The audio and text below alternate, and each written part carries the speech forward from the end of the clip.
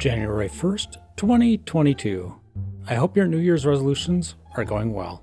From I Only Have This for WWE. Imagine posting about wanting a flat stomach in 2022. Embarrassing. Cringe. Unhinged. Obesity Escape replies, imagine posting about wanting to stay fat in 2022. Embarrassing. Cringe. Unhealthy. Another from I Only Have This for WWE. Thin people sweat. Thin people have sleep apnea. Thin people have diabetes. Thin people have high cholesterol. Who do we blame it on then? Because it seems like they get treated like a human being without being blamed or shamed for causing their condition. Mystic Scone. Didn't know sweat was a disease. Christabel YYC. Menopause has entered the chat. From Tree Hugger. Like, dieting is antithetical to the values of feminism? True Crime Fanatic. Yeah, being healthy is anti-feminism. Whatever. From Anxiety. Summer D wrote, Sugar or any other food is only addictive if you're restricting it. OCR Amazon. You're only an alcoholic if you limit your alcohol consumption. Another from I Only Have This for WWE. Framing food as addictive is another way from people to try and moralize food. Period. Scaredy Cat replies, framing addiction as a moral issue is actually harmful, and yet the person making this tweet doesn't care. But fudge anything that doesn't directly affect them, I guess. Addicts aren't bad people because they're addicts. But food addiction is an addiction. Happy to Say Hi brings us hidden diet rules you may be following. Making yourself eat veggies at meals. Distracting yourself to avoid eating. Feeling the need to leave food on your plate. Avoiding processed foods at all times. Remarkable Macadamia replies, so basically, eat anything you want as much as you want, but if you dare to eat veggies, you're a terrible person. It's okay to distract yourself as long as you're eating, unless it's effing veggies. Don't leave any food on your plate unless it means you'd have to force yourself to eat those blasted veggies. It's okay to eat processed foods like chips, except, darn it, vegetables again. Brought to us by Blue as the Sky. It's a list of medical fat phobia. 7. Relentlessly monitoring the weight of patients with weigh-ins. Every appointment, but no monitoring of weight stigma. 9. Being given inaccurate dosages of drugs. Blue as the Sky comments, if only there was some way to determine the appropriate dosage. Perhaps a number of some kind. From Commercial Cake. Remove the BMI from your practice because it's racist, sexist, eugenicist garbage. Allow patients to opt out of being weighed. Ask, have you gained, lost an amount of weight that doesn't make sense given your lifestyle or otherwise concerns you instead? Wild Aphrodite replies, I have a feeling if doctors did ask that question, FAs would rant about how it's fat-phobic to insinuate something's wrong with their lifestyle. Crazy Kalia. How come doctors always ask if I've experienced weight gain recently? None of my skinny friends get that. Doctors shouldn't be allowed to ask questions at all. After all, I can tell them what's wrong with me with perfect accuracy thanks to Google. From Mercurial. I find it really ironic that being underweight has the highest risk of death of any BMI category. Yes, even higher than the highest BMI. And yet nobody calls out thin celebrities for promoting death. Next time if you want to tell a fat person to get healthier, don't. Throwaway Princess. You don't have to choose between being overweight and being underweight. You could choose a healthy weight. Nihilism or Bust. Don't be preposterous. I have to use the other extreme to justify my extreme. A healthy balance. I Only Have This for WWE again brings us. Like, I'm at the doctor because I have a sinus infection. Can someone please explain why it's necessary to weigh me for that? And also, if accurate weight is so important, Why can I keep my heavy boots on? Someone replies, weight is always important. The trends are the thing. We determine unhealthy fluid gains, renal disease, heart disease, anorexia, all kinds of conditions based on patient weight. It's a vital sign. Seriously? Fudge out of here with that nonsense. I'm well aware of medical bias around fat phobia. Volps Fugit replies. The doctor says, Ma'am, you have preeclampsia. You'll notice the swelling here and your sudden weight gain. F.A. No, that's just fat phobia. I wish it was satire. True crime fanatic. The doctor weighs you because they went to medical school? They did not go to Carney Guess Your Weight school. Yet one more from I Have This only for WWE. You know, I'm beginning to think they don't only have it for WWE. Anyway, someone writes, BMI cutoffs for medical care are inhumane. If the medical profession is so unskilled that they can't figure out how to medicine for fat people, then the medical field is too unskilled to be trusted to care for anyone. I Hate Melvin replies, Last night in my medical coding class, my professor was explaining, and I'm probably going to mispronounce this, DEHI science, wound reopening. When does it happen? Usually in morbidly obese people and people with diabetes. It's not inhumane to deny someone surgery when the surgery itself might kill them, and, I think, depending on the doctor's malpractice insurance, the insurance company may be setting those limits, not the doctor. I could be wrong, though. From Blue as the Sky. We fill our plates with delicious dishes while preoccupied about what this food will do to our bodies. This is the history. Early colonizers panicking that eating North American foods would give them fat, indigenous bodies. We shamefully obsess over our consumption, incorrectly focused on our bodies rather than colonialism. Liz Tliss. I'm sorry, what? Fat, indigenous bodies? In the 17th century? Sure. I bet the aliens who built the pyramids ran an intergalactic McDonald's that gave excessive amounts of ultra-processed, hyper-palatable foods to them. Second Company, Third Squad. Don't be foolish. The aliens obviously ran a Chick-fil-A. Floodex. More like Popeyes, otherwise they couldn't eat on Sundays. Fudge it, I'm going deep. No, they didn't eat on Sundays. That's why their bodies went into starvation mode, which is obviously why they were fat. Duh. Yet another from I Only Have This for WWE. I don't understand the term quarantine weight. You literally have just always been fat. You not adhering to orthorexic norms by slowing down and eating what you want finally gave your body the ability to push itself out of the constant starvation mode it was in. Liz replies, So weight is connected to eating habits then? Okay, at least they're making progress. Kit's Terangel. Only when it's convenient to the point they're trying to make. From a Kimsel. Weight stigma, weight bullying, body shaming, fat shaming. These are all euphemisms designed to sugarcoat the very real and very horrible oppression that is fat phobia. When we call fat phobia fat shaming, we insist that fat people should have something to be shamed for.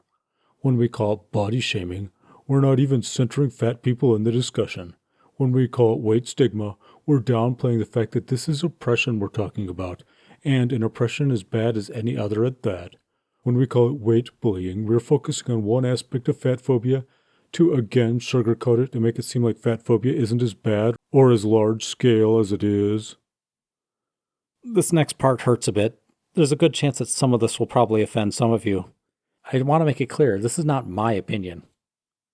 We don't call homophobia gay shaming or racism race bullying or anti-Semitism Jewish stigma, because the world considers all these things to be real forms of oppression. It's time to start considering fat phobia to be real oppression too. Stop using euphemisms. Stop sugarcoating the horrid experiences fat people go through. It's fat phobia. Call it fat phobia. Latin bot point 2. Look, in 2019, my choir and I performed at the local synagogue. We needed police protection because there had been serious threats. The moment fat people need police protection because they're gathering somewhere to sing, they can join the conversation. Otherwise, Kindly step off and stop leeching off other people's difficulties. From Laura Blooms. It's a picture of the people from Sex and the City. The modern version, I guess. They look pretty good for their age. The author writes an article entitled, "And just like that, everyone was still thin." Yagoff Massacre replies, "Oh, wait, I get it. They're all older now, and this flies in the face of the whole you get fat as you get older automatically, and there's literally nothing you can do about it, especially as a woman. Well, shucks." It's another picture from Sex and the City, the modern version. This time it's from E-Ghosts. "I guess in Carrie Bradshaw's world, nobody in New York City can be fat?" Pascal Lyons replies, "I live in Manhattan. No one I know is fat. I honestly never see overweight people, and if I do, it's because I'm in Times Square and they're tourists. Not everything is a fat-phobic conspiracy. To be honest, it'd be pretty hard to live here and maneuver tiny halls, endless stairs, the subway, walking everywhere, etc., without losing weight." And speaking of celebrities, Potato Man brings us something tweeted by CNN.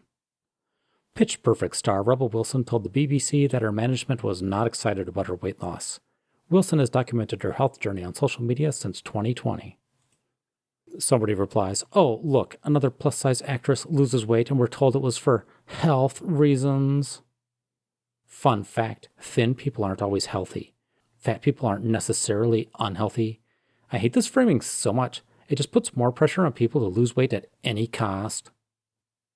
Womp Womp Rats replies, "Presumably her managers were not happy about the weight loss, because they knew that a sizable portion, of her fan base were fans for no other reason than because she was fat, as evidenced by this sad little reply. She was fat and famous. Being fat was the key to her career up to that point. It made her rich. Society gave her every incentive to stay fat, and she chose not to be. Amazing how the FA movement is all about the evils of societal pressure, and yet when someone resists societal pressure around their weight, they can't handle it." Bird Mommy adds, "And she's been typecast as the funny girl who is no competition for the love interest, also known as the fat friend. Now they have to decide if they're going to reposition her as a leading lady, or try to have her be the funny but not fat friend."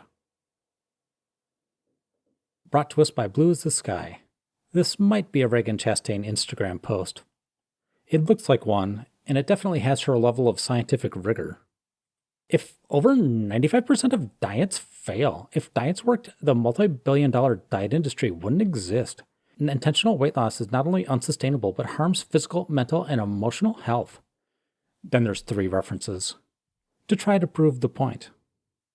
Blue as the Sky adds, "So I came across this post and it just kills me that they tried to use these particular articles as citations.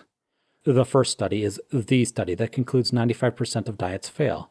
It was a 1959 analysis that had a number of problems. Primarily, it was a hospital weight loss program, which biases the results toward failure. People consulting a hospital would probably already have tried and failed on their own, and that they just gave participants a diet plan and sent them home." The second highlighted article is, first off, not a scientific article. It's from the New York Times, and it's actually from 1999. It's also a news article criticizing the first study and saying it's not accurate. Quote from the New York Times article, "That 95% figure has become clinical lore," said Dr. Thomas Wadden, a professor of psychiatry at the University of Pennsylvania. "There is no basis for it," he said, "but it's part of the mythology of obesity." The last study is again looking at a hospital program. It examines desistance of weight loss. Ironically, despite a 57% desistance rate at 6 months, more than 70% of participants lost weight.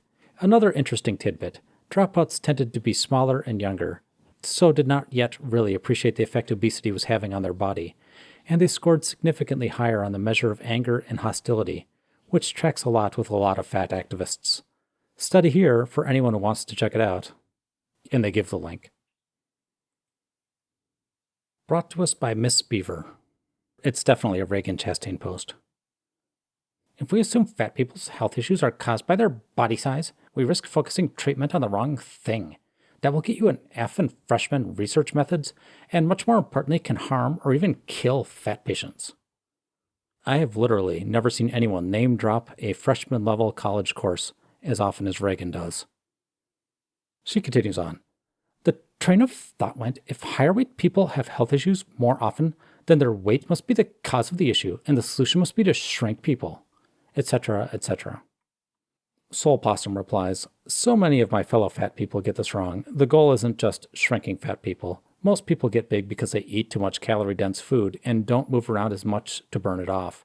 Before I started working on losing weight, I would order like 3,100 calories worth of delivery for breakfast, eat it, and fall asleep.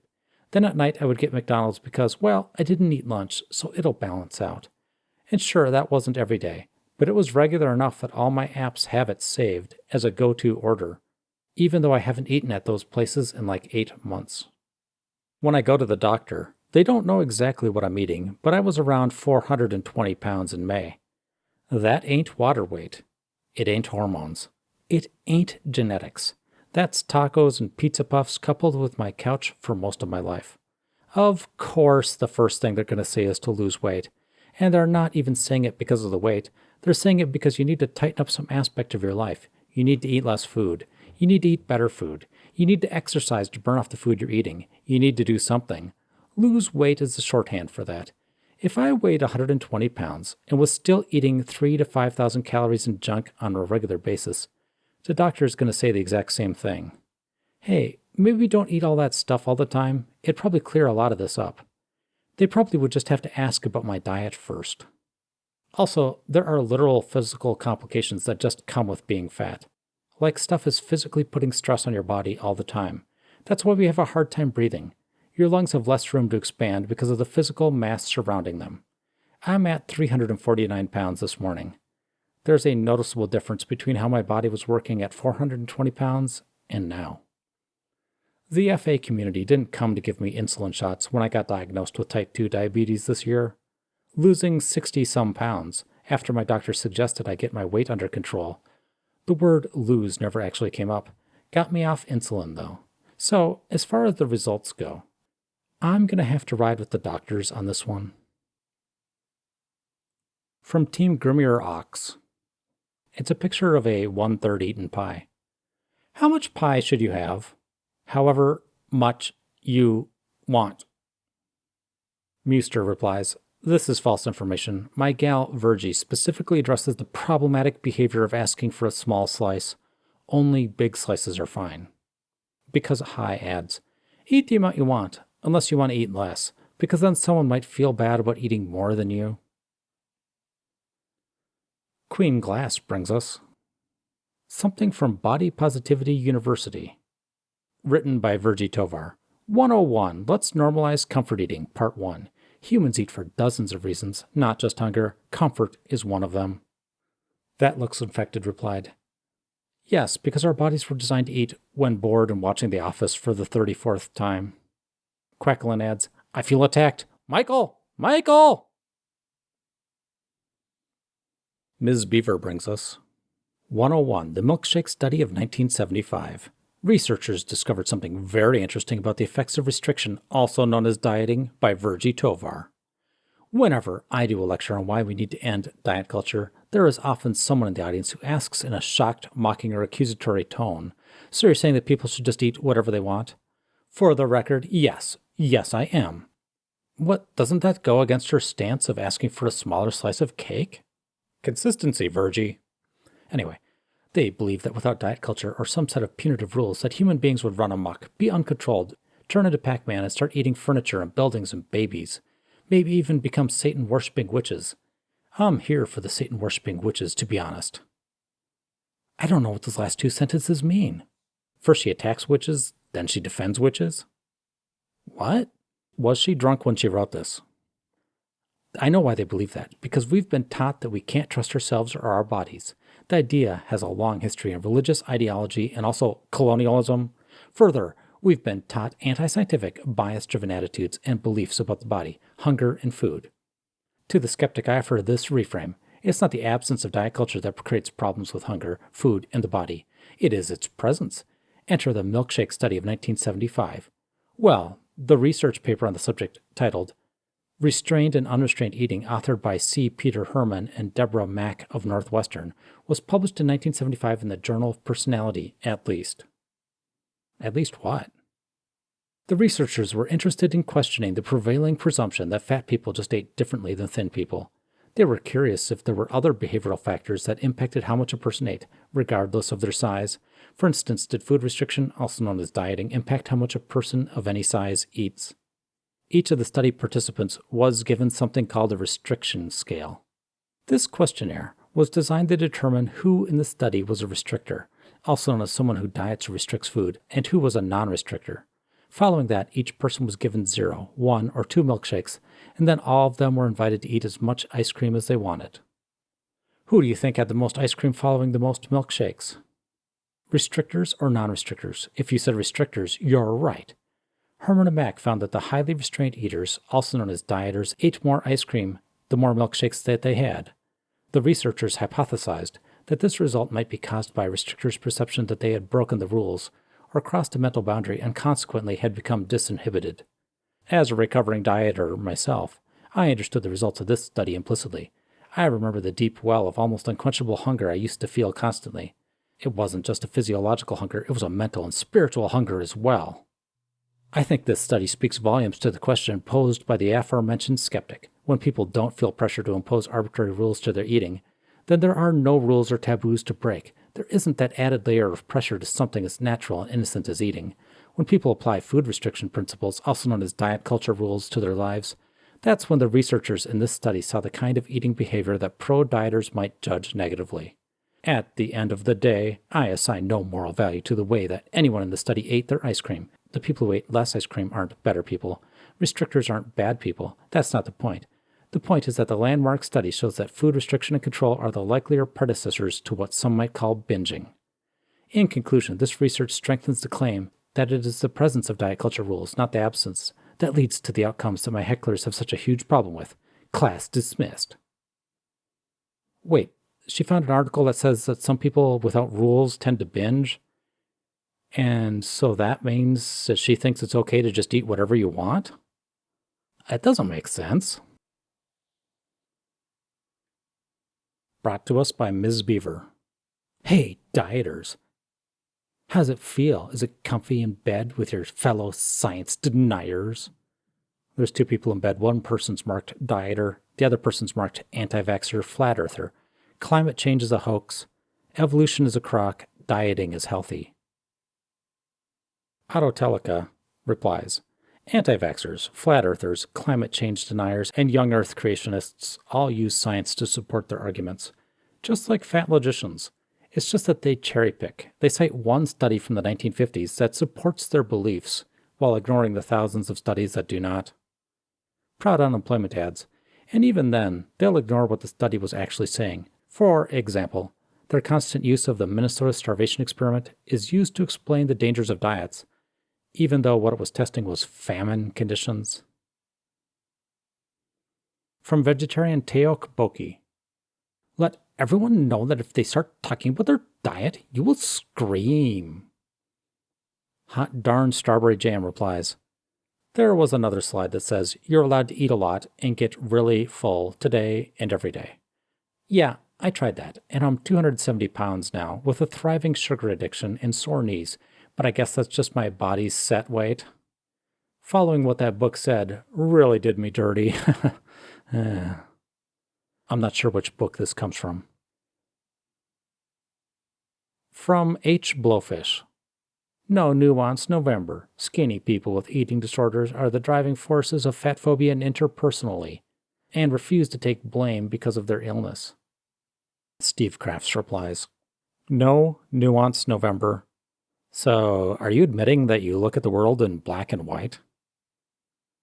And that is the most ableist thing I've ever heard. People with eating disorders suffer. It's a life-threatening thing to live with. How dare you insinuate that it's the sufferer's fault that they are suffering in the first place? From Pluto Zero. If you're always cold and drink coffee, that's an ED. Janny replies, I'm always cold because I don't have a functioning thyroid. What now, fat activists? Isn't that one of your favorite disorders? Do I have an eating disorder, or am I one of you? I drink coffee sometimes, but I am more of a green tea person. From Mending Wall. No one enjoys measuring out their daily almond butter. If she were eating it because she truly enjoyed it, she wouldn't measure everything in tablespoons or no more than a handful. She would eat how much feels good to her. Menad replies, if I ate what felt good for me in the moment, my IBS would be muchísimo terrible. From About Non Sequiturs. Man, there are plenty of reasonable criticisms of Discovery, but when you see people demanding to know why there's a fat woman in their Star Trek, you really get an idea of how many people think an idealistic vision of the future means one where all the people they hate are gone. Combjete replies, surely if we had the technology to beam stuff around, then eliminating obesity is something that would have already been achieved. It's not that fat people are hated, but rather we can imagine a future where no one should have to suffer the burden of being overweight. I only have this for WWE, yet again, brings us. If nothing you can personally do will permanently change your body size, then you are free to spend your money and time and energy doing literally anything else. You are free. Go be free. Proud Unemployment replies, imagine saying this about any other positive change. If nothing you can personally do will permanently increase your income, you're free to spend your time doing literally anything else. If nothing you can personally do will permanently fix your debilitating condition, you're free to spend your time doing literally anything else. If nothing you can personally do will permanently get you past a drug or alcohol addiction, you're free to spend your time doing literally anything else. When did hope go flying out the window? Baked adds, there's nothing I could do that leads to permanent clean dishes in the house, so I stopped all housework. In real life, there are many things that don't make permanent changes. It's maintenance that you have to do regularly forever. Welcome to adulting. Believe it or not, another one from I Only Have This for WWE. I'm sick and tired of people who don't care at all about fat people coming to my TikTok comments like, maybe some people don't want to be fat, like slope. Yes, I know that. That's literally internalized fat phobia. Oh, but diabetes. Oh, but heart attack. Please shut the merd up. It's obvious you don't know what you're talking about and don't care to learn. Onb replies, internalized fat phobia is getting tired. For some people, it isn't about phobia or hating yourself. It's more about risk reduction and getting the best out of your years. Wrong Sunday brings us. Here are 8 clues that your lifestyle is actually a diet. Number 2, it involves breaking food into quantifiable units like calories and grams. Julian Grayson replies, me, a type 1 diabetic who literally needs to carb count to survive on any given day. It continues. 6, if it led to a better, happier life, but it involved gaining weight, you would no longer be interested. Otherwise, Flan replies to that one, if what led to a better, happier life? If we're going to talk hypothetically, I need more to go on. Say my life is happy and I'm not interested in gaining weight. How could it possibly make me even happier? But part of that trade is I gain weight. Are you bribing me? Is this an offer I can't refuse? What the heck are you offering and why? I just don't actively gain weight as part of my lifestyle. Gosh, lady, stop life-shaming me, you thug. The article continues. If you answered yes to any of these questions, you're on a diet. Why is it important to call a diet? Because 1, the truth is actually important, and 2, misleading language only benefits the person peddling it. With the rise of fat visibility, it's important to recognize that the word diet will increasingly retreat from our vocabulary, replaced with dynamic language that obscures what's really happening. The process of using obscuring language in order to mask the truth about something is harmful. In fact, it's gaslighting. Headstrong Unicorn. Gaslighting? The person who wrote this picked that word because they felt it was fancy and full of authority. Gaslighting is a form of psychological abuse that makes its target question if reality is really reality. It makes its target believe that they themselves are crazy. Being told something you don't want to believe isn't gaslighting. PRP brings us. Trigger word, BMI, weight loss surgery. I've had lipedema for over 10 years now, and I rave recently had another episode of it growing. I saw a surgeon specialized in lipedema today, and she told me nobody would operate on me until my BMI is below 35. I don't mind being fat, but the areas where I have lipedema hurt a lot, and they also limit my physical activity. She was very understanding about not wanting to diet because of my history of restrictive eating disorders, but she referred me to a specialist for weight loss surgery. She said in my case, weight loss surgery would probably be an intragastric balloon instead of a permanent operation to my stomach. But I've been following HAES for about 2 years now, so this scares me. Any ideas how to deal with this? The Trank replies, my eyebrows always go way up when I read about HAES advocates asking for help regarding being unhealthy due to their size. I mean, at a certain point. Health at every size must become unhealthy at this size, right? The connection can't fully elude them, right?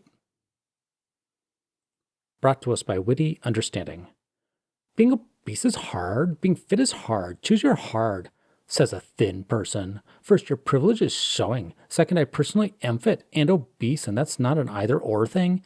Third, while I have chosen to be fit, I have not chosen to be obese, so go away with your fat phobia. New Name replies, they may be fit compared to other fat people, and maybe even compared to inactive thin people, but they aren't as fit as they would have been if they were not obese. Axbomb adds, exactly, I know an obese woman who recently completed the Chicago Marathon and a 50-mile ultra. 8 people who were aged 70 or older beat her in the ultra, and her age grade for the marathon is 35%. Higher numbers are better. It's impressive she finished, but I always wonder how much better she could do if she lost the weight. My question is how she's managing to maintain the weight while training for an ultra marathon. You're running like 20 miles a day. That's easily 2,000 to 3,000 calories burned running a day, on top of your basal metabolic rate and anything else you do. Logical Macaroon brings us. Some woman writes, you are not supposed to weigh what you weighed when you were 20. Naturally, as we age, we gain weight. It is biological and necessary. Picture of DNA. There are hormonal changes, muscle loss, and much more at play here. Not to mention if your body has been through trauma, carried babies, etc. If you are currently trying to get the body you had in your 20s back, what's it costing you? Time, money, memories, happiness, and is it worth it? Miss Ellie B replies, why do they casually throw in muscle loss like that? Is it normal to just lose muscle? I honestly don't know. Veponia replies, my doctor is really firm about this if I try to play the my metabolism is slowing down now that I'm older card.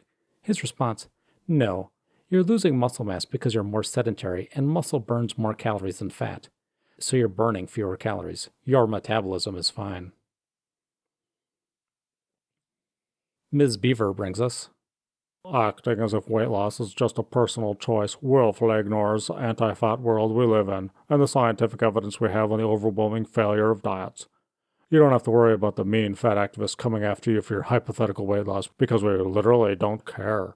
Unless, of course, you're centering your online presence and personality around your weight loss and using your platform to promote dieting. She continues, how do you tell the difference? How do you know if someone's doing a fat phobia? When it comes to intentional weight loss, it's about the degree to which you are minding your own business. Intentionally losing or gaining weight is a form of bodily autonomy. You have every right to alter your appearance in whatever way you like, as long as you aren't causing harm to others. Oh, anti-vaxxers. Celebrating your weight loss on social media to gain clout, seek validation, put down fat people, and motivate others to diet, however, is different. By cashing in on the weight loss success story trope, you're actively participating in systemic weight stigma. Making content about your weight loss is actively participating in the lie that weight loss is achievable. By anyone with enough willpower and determination, you're upholding the lie that body size is a choice and can be controlled. The subtext is, I did it, why can't you? How does she not see that if one person does it, then it can be done? Anyway, let's continue. And we get it. Most of us in the anti-diet community have experienced the temporary weight loss that comes from dieting. It's not really that hard. What's hard is maintaining weight loss or a lower weight beyond 2 to 5 years. That stuff fails, overwhelmingly so, indisputably so. We have no proven, non-surgical way to make fat people permanently thin or normal weight. Body size and shape is not a choice. That's literally what the research says. Criticizing pro-diet content is 1,000,000% valid and something we should all be doing. So leftists, stop getting so triggered when someone calls out content for being fat-phobic or promoting weight stigma. Stop belittling a fat activist's expertise. Intentional weight loss might be a personal choice, but it doesn't happen in a vacuum. We don't have a $72 billion weight gain industry. We're not indoctrinated from childhood to believe fat rolls are beautiful and are worth aspiring toward. Equivalent Island replies, true, we don't have a $72 billion a year weight gain industry. Globally, the weight gain industry is probably 10 times that. Ultimate Hunter, there's a weight gain industry. How do I get aboard that? Ex-fat scientist adds, when they say, would you like fries with that? Say yes. Ultimate Hunter G, and ask for supersized? Brought to this, believe it or not, from I Only Have This for WWE. And with each post, his name becomes more and more of a lie. Hey, doctors, stop assuming that your fat patients have binge eating disorder. That assumption is incredibly dangerous. Kangaroo replies, that's a new one. Haven't heard them complain about it before, unless they equate BED to overeating. And incredibly dangerous how? What's so dangerous about recommendations to not keep triggering foods around? Not go hungry all day and then try to have one reasonable meal at night, and other basic stuff like that. From Watch Blood Evaporate. I really hate fat phobia and how it's our own fault we're fat and, ignoring the fact that it really truly is okay to be fat. Because, I honestly don't eat that much. I eat, 1 to 2 meals a day and don't eat very much because of nausea. And I snack on, vegetables and such, but that's about it.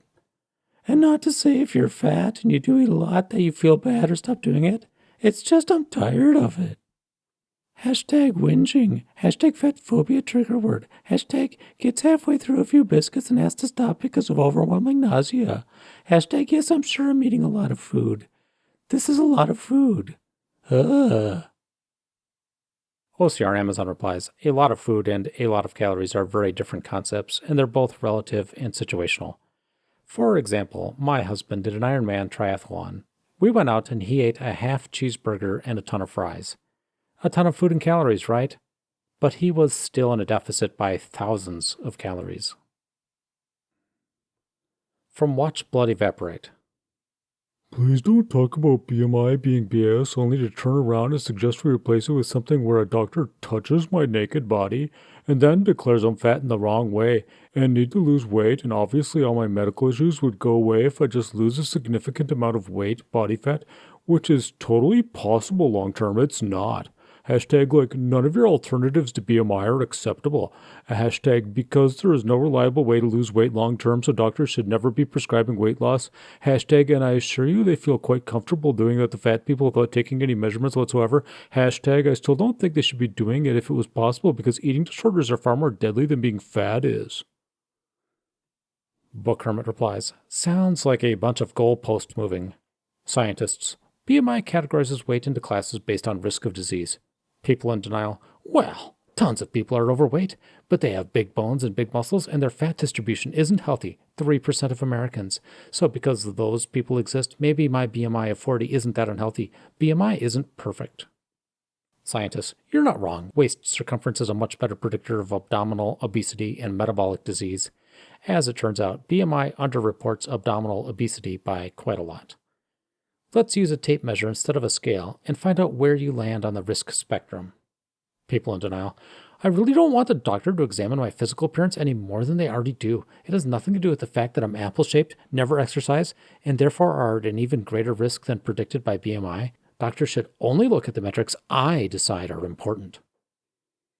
Scientist. Fasting glucose, cholesterol, liver enzymes, blood pressure, and heart rate can be good in your 20s and 30s because your body is still young. But things really go downhill and snowball once your lifestyle catches up to you. People that maintain a healthy weight avoid or postpone those diseases, so dropping down to even just overweight body fat would be a big improvement in your risk factors. Model thin isn't necessary or healthy. People in denial. See, being skinny isn't healthy. Therefore, there is nothing wrong with being fat. Look, since it's impossible to become unfat, give me the magic pills you give thin people that cure their diabetes, vitamin deficiency, high blood pressure, gout, sleep apnea, high cholesterol, and joint pain. A little aside, I'm pretty sure there is a pill for gout. I know you are totally withholding treatment for my totally genetic diseases because I'm fat, and not because thin people rarely get these problems because they aren't fat. It's because they have thin privilege and the medical industry is steeped in weight stigma. Scientists, whatever, man. It's not my knees carrying your weight up the stairs. From Alphaba. I am morbidly obese, currently weigh 213 kilograms. At 13, I tipped the scales at 120 kilograms. That's 267 pounds. I cannot begin to express how frustrating and hurtful it is when people assume I ate myself that big. A typical day would be breakfast, 1 serving of Special K with whole milk. Snack, 50 grams baked pretzels and 1 boiled egg or a small piece of cheese. Etc., etc. They keep listing more foods that they ate. I know there are people who can't stop eating. We see them on TV all the time. I also know a lot of overweight people personally, and none of them have done that to themselves. So it leads me to wonder if perhaps those who do eat constantly, they are the exception and not the other way around. Hugh Mongoose replies, there used to be a show on TV in the UK called Secret Eaters that featured people like this. They'd claim to only eat 3 small meals a day, but the camera that followed them 24/7 soon uncovered that they'd eat all kinds of chocolate bars, bags of crisps, etc. between meals. They don't count, they're only snacks. Danny's Dead Dragons adds, like when Whitney Thorne sits in a grocery store parking lot and eats a literal half-gallon of ice cream in her car, but she says it doesn't count because she calls it parking lot time. Calories don't matter when you pretend no one sees you. Sneaky B also writes, wasn't there an episode where a guy was eating Special K except with double cream instead of milk? Hi, Monkus replies, yeah, and a half a jar of jam stirred in as well. My God. I only have this for WWE brings us. If you're thin and buy up the larger plus-size clothes at thrift shops instead of your own size, I hope you have a bad day. Thank you, hearts. Somebody replies, let people wear the clothes they want. Don't blame scarcity on consumers. So why do skinny people get to wear what they want all the time, and then people like me, especially larger fat people, don't get to wear anything we want? Because skinny people take everything meant for us. Genuinely, sit down. Robot Devil replies, if there was an actual scarcity on plus-sized clothing, companies would make more of it to meet the demand. It's not like the executives are sitting around a table and saying, you know, we could sell a ton more clothes for fat people if we wanted to, but let's not, because fudge them. Companies don't give a fudge about your weight. They only care about your money. Big Trans Throwaway adds, also tons of thrift stores throw things out. A lot of things. Items are given a set amount of time on the rack before they are tossed. Buy what you like when you see it. It harms no one. PRP brings us, I can diet for 1,000 years and I will never be a thin person. I'll just be a fat person who's suppressing her weight. My fat is not an unnatural attachment to my body or an illness. I am not a thin person who is the wrong size. My fat body is generally part of who I am and what my body was designed to be. Bird He replies, I think what's unhealthy is incorporating your appearance weight as an inherent part of who you are. Underweight, normal weight, or overweight. Shouldn't you be defined by your goals, values, relationships, etc., not by your fat body? This is mind-boggling, but I only have this for WWE brings us another one. If I had a healthy BMI, I would literally be dying. I'm 6'2" and would have to weigh less than 190. Last time I weighed 190, I was in 7th grade. Shirotsuki Moonbeast replies, that person's name, by the way, means White Moon Moonbeast. Strange name. I've heard this pretty often with overweight friends. An old coworker was the same height as me, and we got to talking about fitness one time. He assumed he'd look skeletal if he got down to 24.9 BMI, which was around 160 pounds. A disappointing thing I learned when I lost 40 pounds was that you really aren't skinny once you get down to a normal weight. Family would be shocked when I'd tell them my weight, having expected that weight to mean I would be skin and bones. Mr. Baby Sweet brings us an Instagram post from Molly Barr Counseling. Diets don't work. There isn't a diet proven to keep weight off long term, more than 2 years. Not even a lifestyle change. Not even for health. And let's zoom in on this person's picture. Oh, it's a young, thin white woman. Very strange.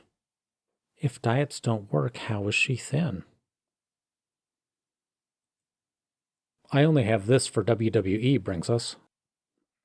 You're thinking of weight loss in an advertisement-like sense. It's based in a colonial ideology, race science, that influences what we believe constitutes as a healthy body, period. As in, it's systemic. So everything you're told about how you should eat is based on that. And any kind of food restriction is starvation, yes. The very concept is based on the idea that gaining weight is sinful. You unpack that several times and you see its historical influences. Earl Grayish replies, it seems like constantly eating is the only way to not be racist, according to this person. I know this person didn't mention intuitive eating. I'm assuming they would say they subscribe to that. If so, how do you intuitively eat if you never feel hungry? I think you have to restrict foods for a few hours to have a sense of hunger. Maybe I just don't get it. Fictional poet adds, being hungry is your body slowly giving in to colonial white supremacy. If you aren't double-fisting McDonald's and KFC into your mouth at all times, the terrorists win. Mature adds, I love how they use colonialism as a gotcha for why weight loss is bad, as if all kings and queens during colonial times weren't fat, and thought that fatness was one of the signs of their superiority to everyone else. Quiblicus, it's the worst sort of blame shifting. I'm fat because you're racists and your ancestors colonized places. Professor Dirt brings us. Someone writes, how come Korean people are thin and beautiful and have all this wonderful food? Huh? Someone else, it's truly a mystery, and it's not fair. Someone else, crazy diets, basically starvation. Mean Ad replies, Korean diet in general is pretty healthy, same with Japanese or Chinese diets. Japan had the lowest rate of breast cancer, which I find interesting. Obviously, there's still junk food, and obesity rates are climbing in those countries like the rest of the world. There is some truth to the YouTube comment, though. Being thin is very much idolized in Korea, like beyond just being healthy, danger zone thin. All that being said, the pretty healthy diet and active culture in Korea helps them with having less obesity rates than USA or UK. Sadly, though, the rates are going to continue to rise. I only have this for WWE brings us. We don't have the whole comment, but it starts like this. Exactly, like even if such and such number of fat people die from, say, diabetes every year, there's pretty much always an equal number of non-fat people who also died from diabetes. Saying someone died from fatness when they actually died from another illness is disingenuous. Dog Hair Everywhere replies, an equal number of skinny and fat people die from diabetes each year? What? Source, please. Watch Blood Evaporate brings us. Never forget how BS BMI is. I was once complaining about genetic disorders and asthma to a doctor, and she started measuring my BMI as if that has anything to do with what I was talking about. I'm like 200 pounds and 5'2", so apparently I'm morbidly obese, according to that quack, but she failed to account for the fact that I'm not actually that fat. If you looked at me, you'd be just like, oh, he's so thick, but not morbidly obese. And my legs are massive pillars of muscle, which is heavier than fat is. It's all BS. The only things unhealthy about me are genetic stuff out of my control, Lord. Doctors will see a chubby person and be like, how can I patronize you by calling you fat when you try to consult me on issues with your body because that's my job? Hashtag safe to say I stopped seeing that, doctor. Ha ha ha. Stupid darn website.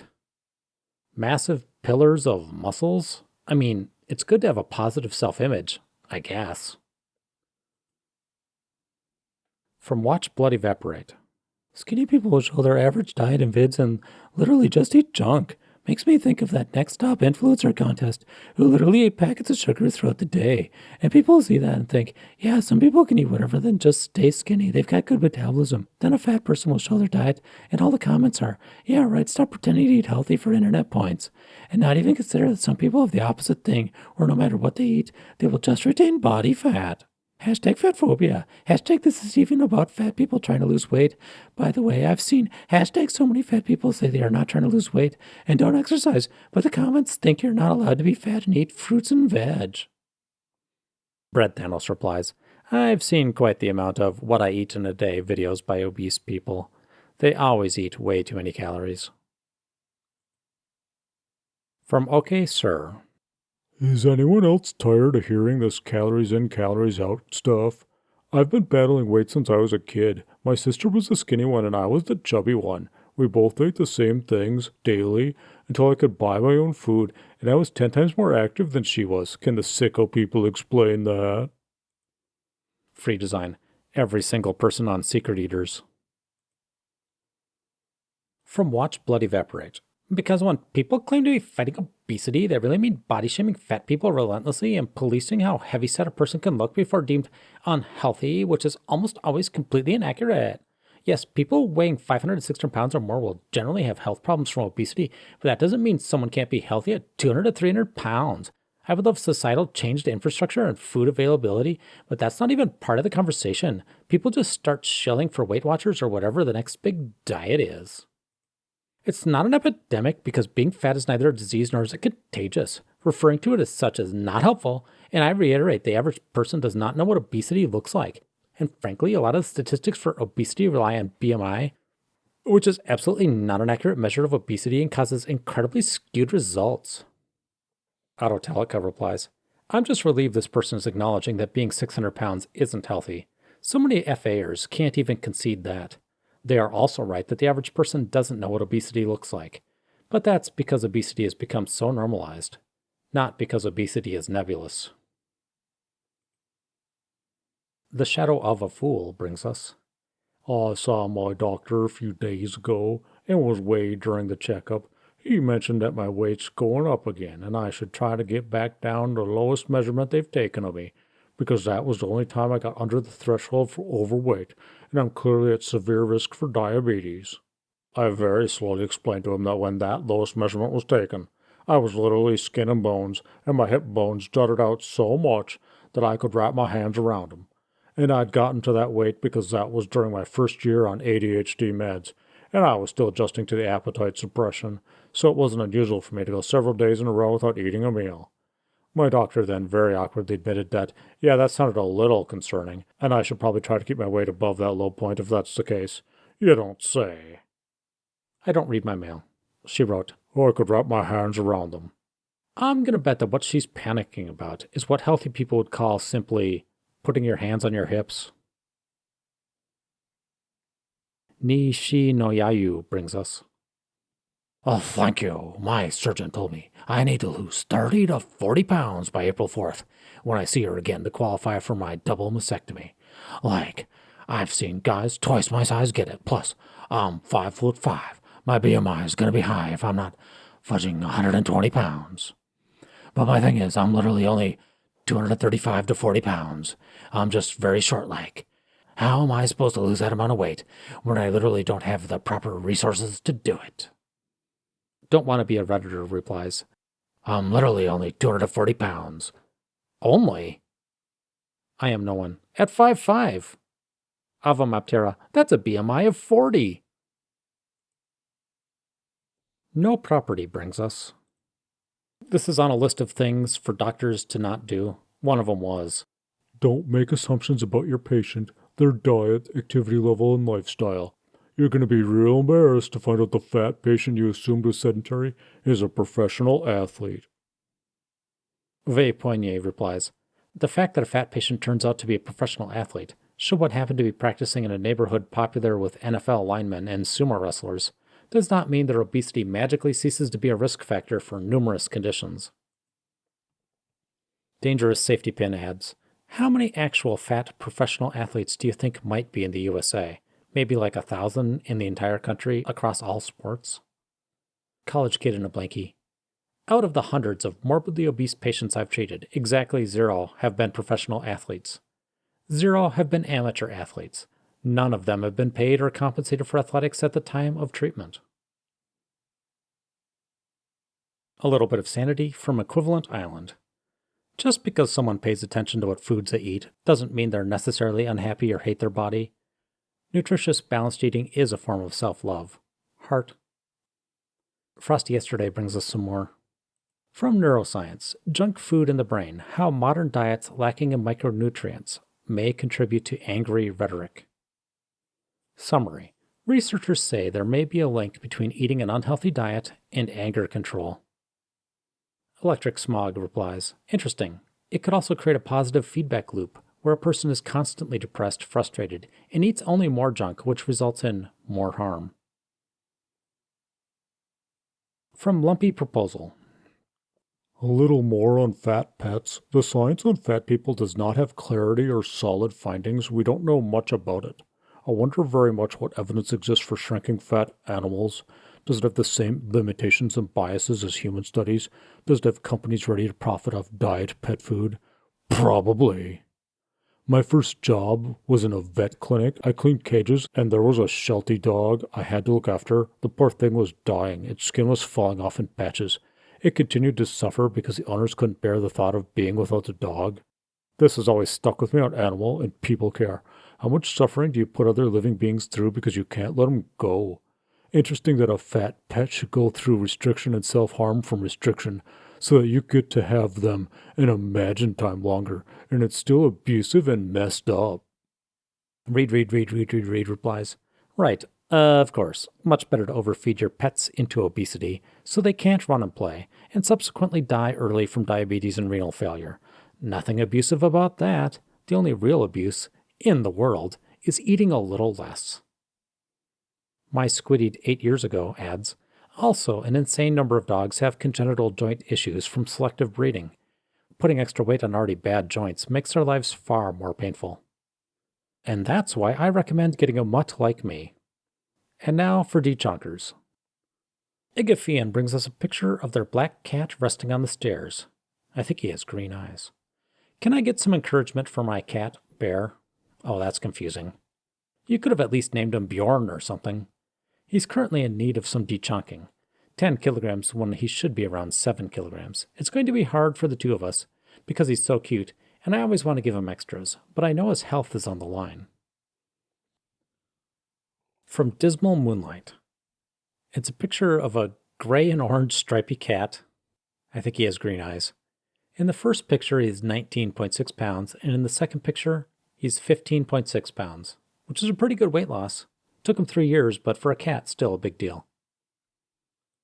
Weird Dietini brings us a picture of their white cat with black spots. Danny is officially under 13 pounds, down from 18. Crazy Cat Lady brings us a picture of what looks to be an orange cat with black stripes. 3 different pictures in different poses. The first one he's laying on his back, showing off his belly. You better not rub it, though. Second picture, just taking a nap on the couch. Third picture, waiting to go outside, maybe? Penny down 4.1 pounds for the year. She's gone from 18.5 pounds to 14.4.